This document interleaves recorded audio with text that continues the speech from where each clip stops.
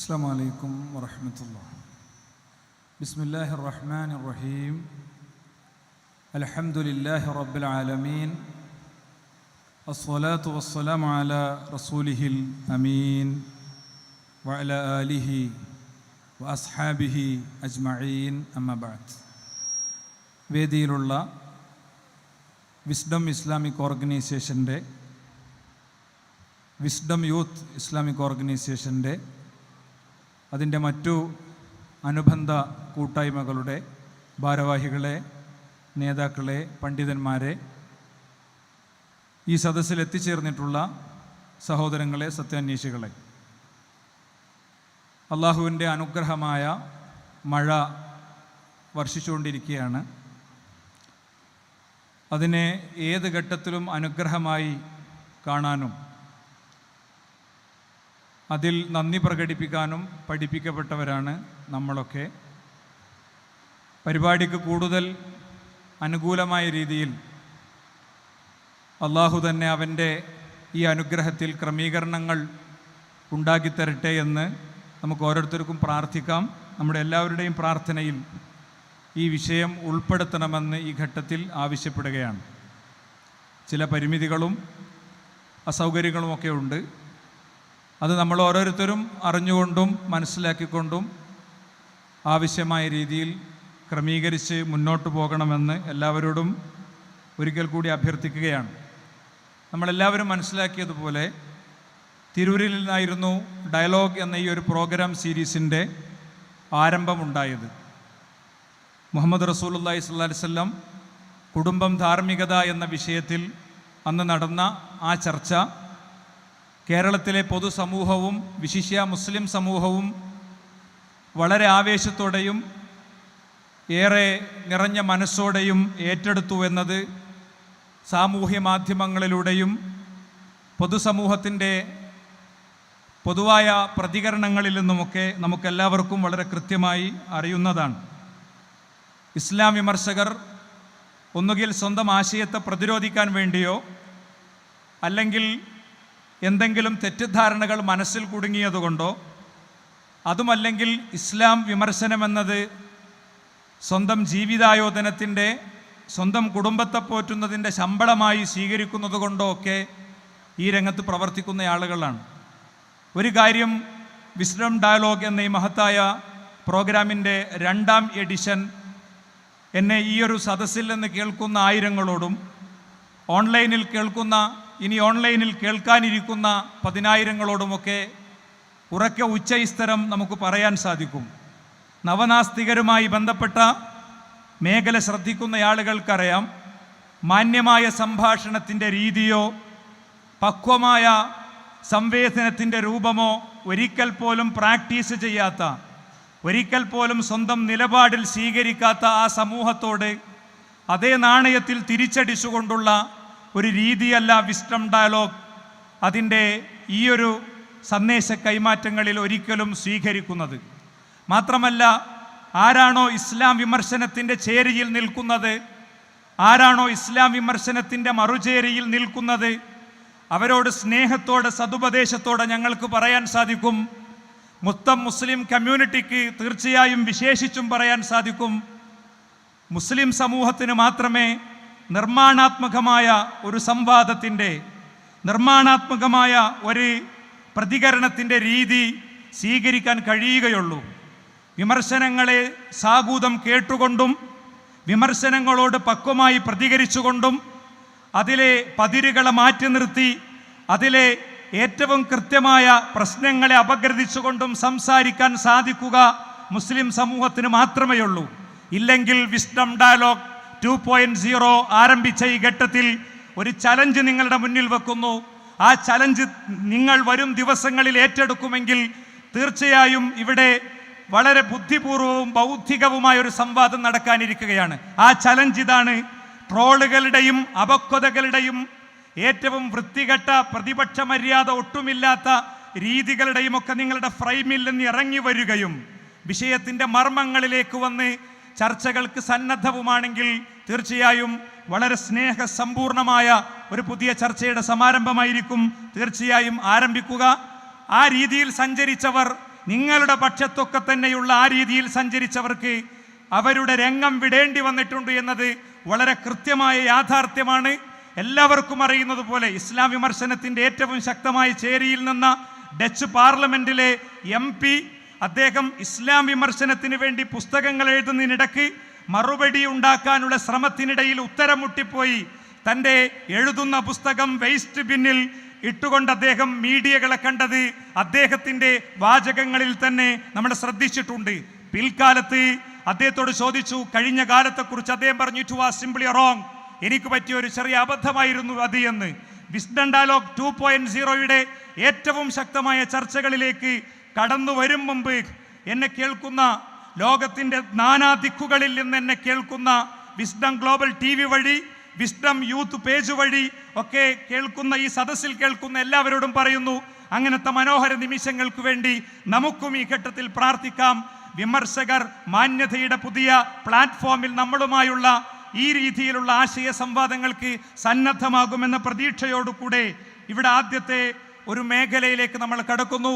എൻ്റെ പ്രിയ സുഹൃത്ത് അർഷദ് ഹിക്കമി താനൂർ, അദ്ദേഹമാണ് ഈ മഹത്തായ സമ്മേളനത്തിൻ്റെ വിസ്ഡം ഡയലോഗിൻ്റെ പ്രമേയവുമായി ബന്ധപ്പെട്ട വിശുദ്ധ ഖുർആൻ അത് ദൈവികമാണെന്ന മഹത്തായ മെസ്സേജ് നൽകിക്കൊണ്ട് സംസാരിക്കുന്നത്. അതിനുവേണ്ടി അദ്ദേഹത്തെ വളരെ സ്നേഹപൂർവ്വം ക്ഷണിക്കുകയാണ്. പരിശുദ്ധ ഖുർആനിന്റെ സാഹിത്യം ഒരിക്കലും ഒരു മനുഷ്യനെ കൊണ്ട് സാധിക്കുന്നതല്ല. ജീവിതത്തിൽ ഒരിക്കൽ പോലും റാ എന്ന അക്ഷരം ഉച്ചരിക്കാത്ത അറബി സാഹിത്യകാരന്മാർ അറബി സാഹിത്യത്തിന്റെ ചരിത്രത്തിൽ കടന്നുപോയിട്ടുണ്ട്. അവരെല്ലാം പരിശുദ്ധ ഖുർആനിന്റെ സാഹിത്യത്തിന് മുന്നിൽ മുട്ടുമടക്കുന്നത് നമുക്ക് ചരിത്രത്തിൽ കാണുവാൻ സാധിക്കും. രണ്ടാമതായി, എന്തുകൊണ്ടാണ് ഖുർആൻ ദൈവികമെന്ന് ചോദിക്കുകയാണെങ്കിൽ പരിശുദ്ധ ഖുർആൻ നൽകുന്ന മറുപടി, പരിശുദ്ധ ഖുർആൻ അത് ലോകാവസാനം വരെ സംരക്ഷിക്കപ്പെടും. ലോകാവസാനം വരെ യാതൊരുവിധ പ്രയാസവുമില്ലാതെ സംരക്ഷിക്കപ്പെടുന്ന ഗ്രന്ഥമാണ് പരിശുദ്ധ ഖുർആൻ. ഇന്നാ നഹ്നു നസ്സൽനാ ദിക്ർ വ ഇന്നാ ലഹു ലഹാഫിളൂൻ.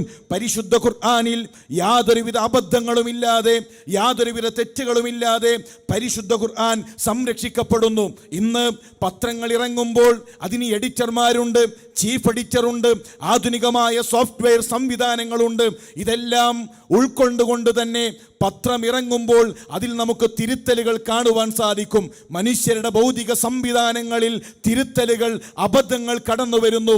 എന്നാൽ 1400 വർഷങ്ങൾക്ക് മുമ്പ് പ്രവാചകൻ സല്ലല്ലാഹു അലൈഹി വസല്ലം തങ്ങളുടെ ചുണ്ടിൽ നിന്ന് വാമൊഴിയായി കേട്ട് സ്വഹാബത്ത് എഴുതി വെച്ച ഒരു ഗ്രന്ഥത്തിൽ, സ്വഹാബത്തിന്റെ വരമൊഴിയായി അവർ രേഖപ്പെടുത്തിയ ഒരു ഗ്രന്ഥത്തിൽ ഏതെങ്കിലും വിധത്തിലുള്ള അബദ്ധങ്ങൾ, ഏതെങ്കിലും വിധത്തിലുള്ള ഭാഷാപരമായ ഒരു വൈരുദ്ധ്യങ്ങൾ പരിശുദ്ധ ഖുർആനിന്റെ വിമർശകരെ, പരിശുദ്ധ ഖുർആനിനെ വിമർശിക്കുന്നവരെ നിങ്ങൾക്ക് കാണിക്കുവാൻ സാധിക്കുമോ? യാതൊരുവിധ അബദ്ധങ്ങളും ഇല്ലാതെ പരിശുദ്ധ ഖുർആൻ സംരക്ഷിക്കപ്പെട്ടിരിക്കുന്നു. ഖുർആൻ സംരക്ഷിക്കപ്പെട്ടിട്ടുള്ളത് ജനഹൃദയങ്ങളിലാണ്. ലോകത്തുള്ള മുഴുവൻ ഖുർആനും നശിപ്പിച്ചാലും ഇസ്ലാമിന്റെ വിമർശകന്മാർ, ഇസ്ലാമിന്റെ ശത്രുക്കൾ ലോകത്തുള്ള ഖുർആനിന്റെ മുഴുവൻ കോപ്പികളും ഇല്ലാതാക്കിയാലും, ഖുർആനിന്റെ സോഫ്റ്റ്വെയർ കോപ്പികൾ പോലും ലോകത്ത് നിന്ന് ഇല്ലാതാക്കിയാലും, ലോകത്തിന്റെ മുക്കുമൂലകളിൽ 10,000-കണക്കിന് മനുഷ്യന്മാർ പരിശുദ്ധ ഖുർആൻ പാരായണം ചെയ്യപ്പെടും. ലോകത്തുള്ള മുക്കുമൂലകളിലുള്ള പള്ളികളിലെല്ലാം പരിശുദ്ധ ഖുർആൻ പാരായണം ചെയ്ത് നമസ്കാരങ്ങൾ നടക്കപ്പെടും. പരിശുദ്ധ ഖുർആൻ ഏതാനും ചുരുങ്ങിയ സമയങ്ങൾക്കകം തന്നെ ലോകത്തിന്റെ മുക്കുമൂലകളിൽ പരിശുദ്ധ ഖുർആനിന്റെ കോപ്പികൾ ഇറങ്ങും. കാരണം ഈ ഖുർആൻ അല്ലാഹു തആല ജനഹൃദയങ്ങളിലാണ് സംരക്ഷിച്ചിരിക്കുന്നത്. അതുപോലെ തന്നെ പരിശുദ്ധ ഖുർആനിന്റെ ഭാഷ അല്ലാഹു തആല സംരക്ഷിച്ചിരിക്കുന്നു.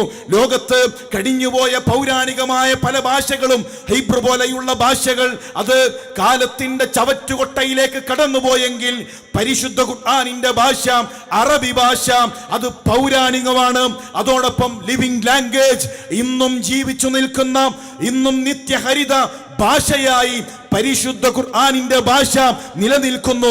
അറബി ഭാഷയിലെ നവോത്ഥാനം, അറബി ഭാഷയിലെ പുതിയ നവോത്ഥാനം അറബി ഖുർആനിന്റെ ഭാഷയിലേക്കുള്ള തിരിച്ചുപോക്കാണ് എന്ന് നമുക്ക് കാണുവാൻ സാധിക്കും. അതുപോലെ തന്നെ പരിശുദ്ധ ഖുർആൻ ദൈവികമാണ് എന്നതിന്റെ മറ്റൊരു തെളിവാണ് പരിശുദ്ധ ഖുർആനിന്റെ വെല്ലുവിളി.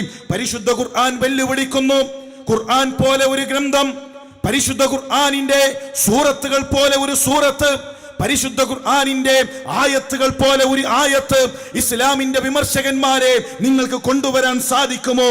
വഇൻ കുൻതും ഫീ റൈബിൻ മിമ്മാ നസ്സൽനാ അലാ അബ്ദിനാ ഫഅതൂ ബിസൂറത്തിൻ മിൻ മിസ്ലിഹി വദ്ഉ ശുഹദാഅകും മിൻ ദൂനില്ലാഹ് ഇൻ കുൻതും സാദിഖീൻ. ഇസ്ലാമിന്റെ വിമർശകന്മാരെ, പരിശുദ്ധ ഖുർആനിന്റെ വിമർശകന്മാരെ, ഈ ഖുർആനിൽ നിങ്ങൾക്ക് സംശയമുണ്ട് എങ്കിൽ, ഈ പരിശുദ്ധ ഖുർആനിന്റെ ദൈവികതയിൽ നിങ്ങൾക്ക് സംശയമുണ്ട് എങ്കിൽ, ഈ ഖുർആൻ പോലെ ഒരു ഗ്രന്ഥം, ഈ പരിശുദ്ധ ഖുർആനിലെ സൂറത്ത് പോലെ ഒരു സൂറത്ത് നിങ്ങൾക്ക് കൊണ്ടുവരാൻ സാധിക്കുമോ? പരിശുദ്ധ ഖുർആൻ വെല്ലുവിളിക്കേണ്ടവരെയാണ്. അറബി സാഹിത്യത്തിലെ സാമ്രാട്ടുകളെ, അറബി സാഹിത്യത്തിലെ നേതാക്കന്മാരെയാണ് പരിശുദ്ധ ഖുർആൻ വെല്ലുവിളിച്ചത്. ബോക്സിംഗ് ചാമ്പ്യൻ ക്ഷയം പിടിച്ചു കിടക്കുന്ന ഒരു മനുഷ്യനെ വെല്ലുവിളിച്ചാൽ അത് വെല്ലുവിളിയല്ല. അതുപോലെ കാമോസും മുൻജിദും അറബി ട്രാൻസ്ലേഷനും നോക്കി അങ്ങനെ അറബി പഠിക്കുന്നവരെയെല്ലാം പരിശുദ്ധ ഖുർആൻ വെല്ലുവിളിച്ചത്. അറബി സാഹിത്യത്തിലെ നേതാക്കന്മാരെ പരിശുദ്ധ ഖുർആൻ വെല്ലുവിളിച്ചു.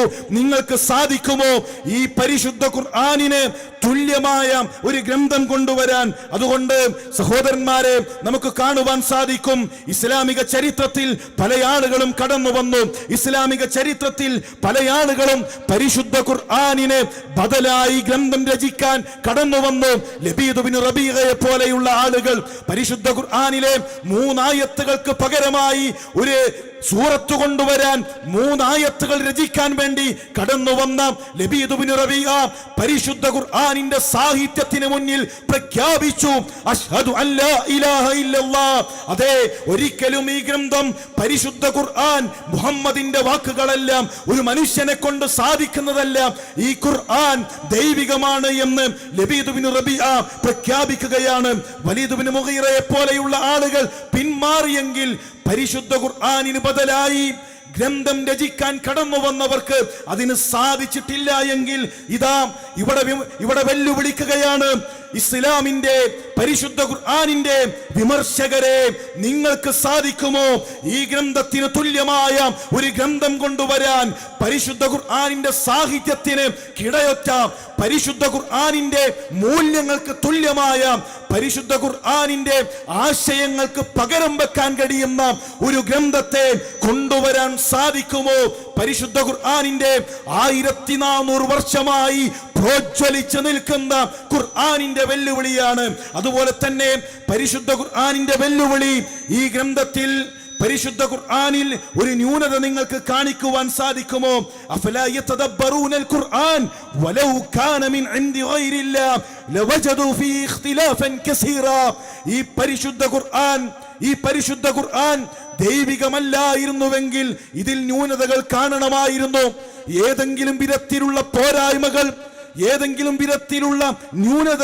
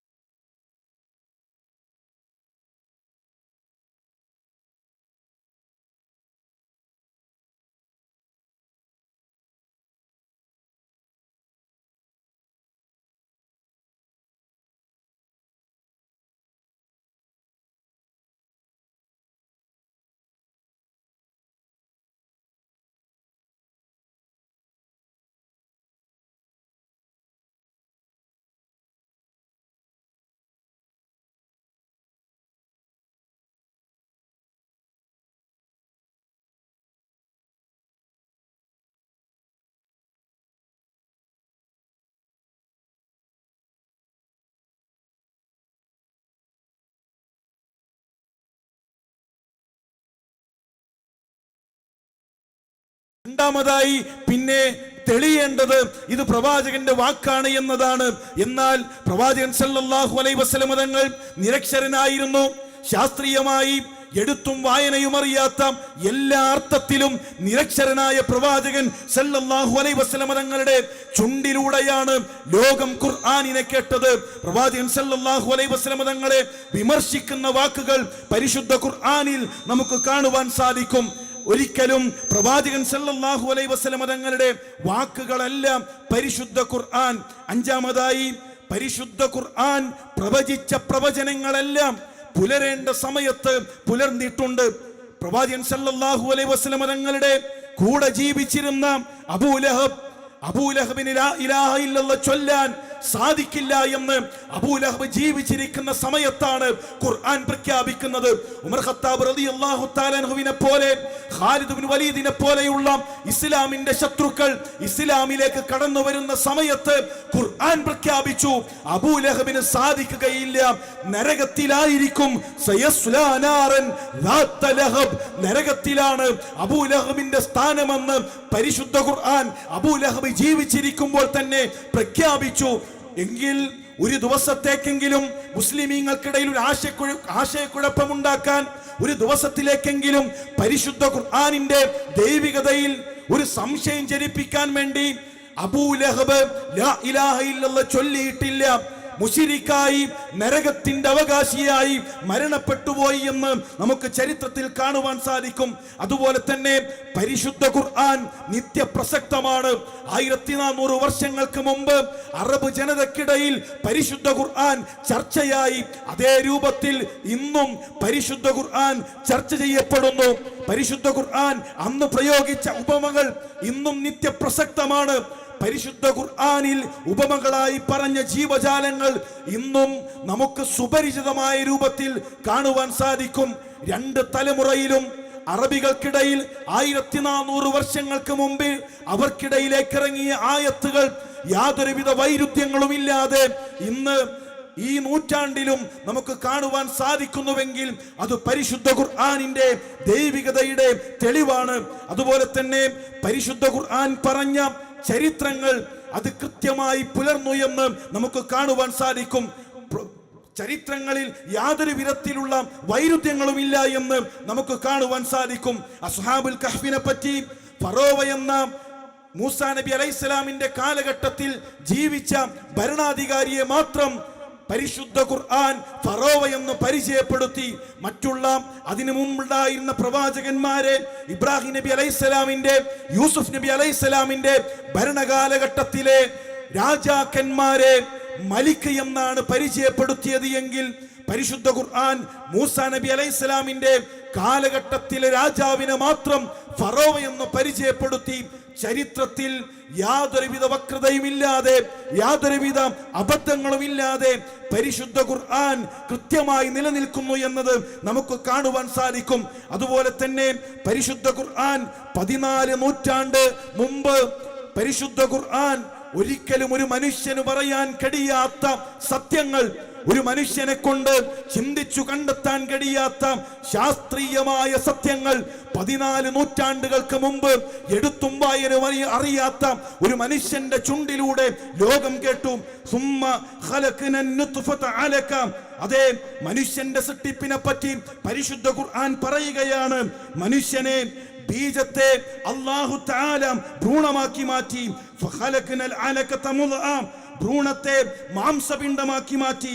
ഫഖലഖനൽ മുദ്അത ഇളാമ, പിന്നീട് മാംസപിണ്ഡത്തെ അസ്ഥികൂടമായി, അസ്ഥിയുള്ള രൂപമാക്കി തീർത്തു.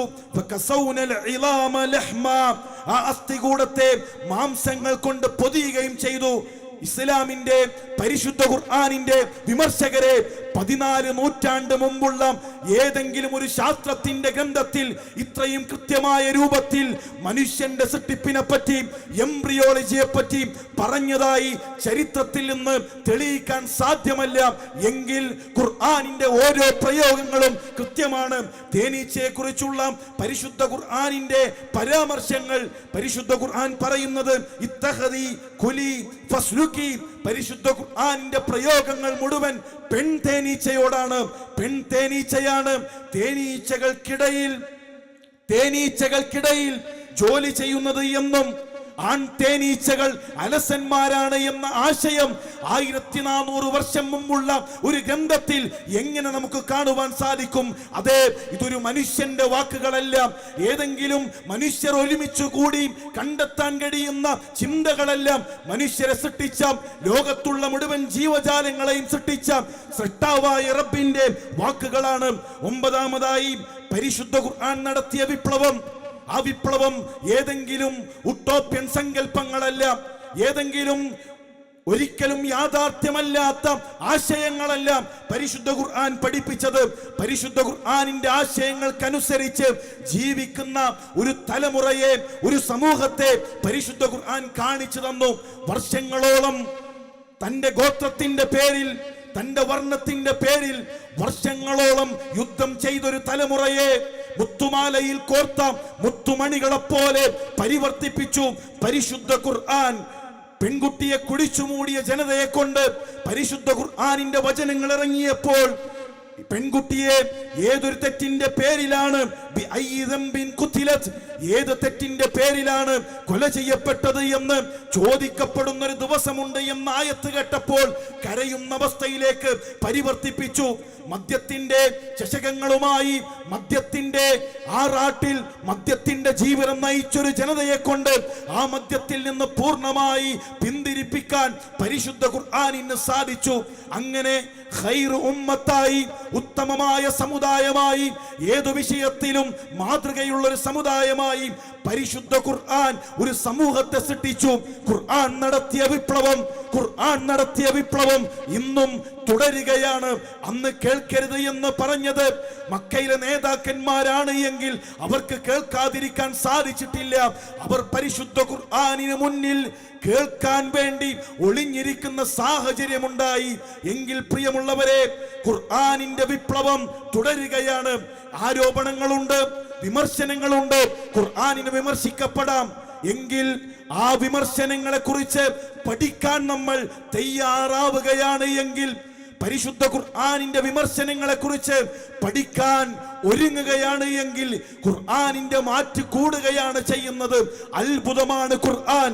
ഓരോ വിമർശനങ്ങളെ കുറിച്ച് പഠിക്കാൻ ഹൃദയം തുറന്ന് തയ്യാറായവർ ഇസ്ലാമിന്റെ ശാദ്വല തീരങ്ങളിൽ, പരിശുദ്ധ ഖുർആനിന്റെ ശാന്തിയുടെ തീരങ്ങളിലേക്ക് കടന്നു വന്നത് ചരിത്രത്തിലെ യാഥാർത്ഥ്യമാണ് എങ്കിൽ, പ്രിയപ്പെട്ട സഹോദരന്മാരെ, വസ്തുനിഷ്ഠമായി പരിശുദ്ധ ഖുർആനിനെതിരെയുള്ള വിമർശനങ്ങളെ പ്രമാണബദ്ധമായി പഠിക്കാൻ തയ്യാറാകണമെന്ന് സൂചിപ്പിക്കുകയാണ്. ഇൻഷാ അല്ലാഹ് ഇനിയുള്ള സംസാരങ്ങളിൽ അത്തരത്തിലുള്ള വിമർശനങ്ങളും അതിന് ഖുർആനിനെന്താണ് പറയാനുള്ളത് എന്ന മറുപടിയുമാണ് ഇവിടെ നടക്കാനിരിക്കുന്നത്. ഹൃദയങ്ങൾ തുറന്ന്, കാതുകൾ തുറന്ന് കേൾക്കണം, ശ്രദ്ധിക്കണമെന്ന് സൂചിപ്പിച്ചുകൊണ്ട് ഞാൻ എൻ്റെ സംസാരം അവസാനിപ്പിക്കുകയാണ്. അസ്സലാമു അലൈക്കും വറഹ്മത്തുള്ളാഹി വബറകാതുഹു.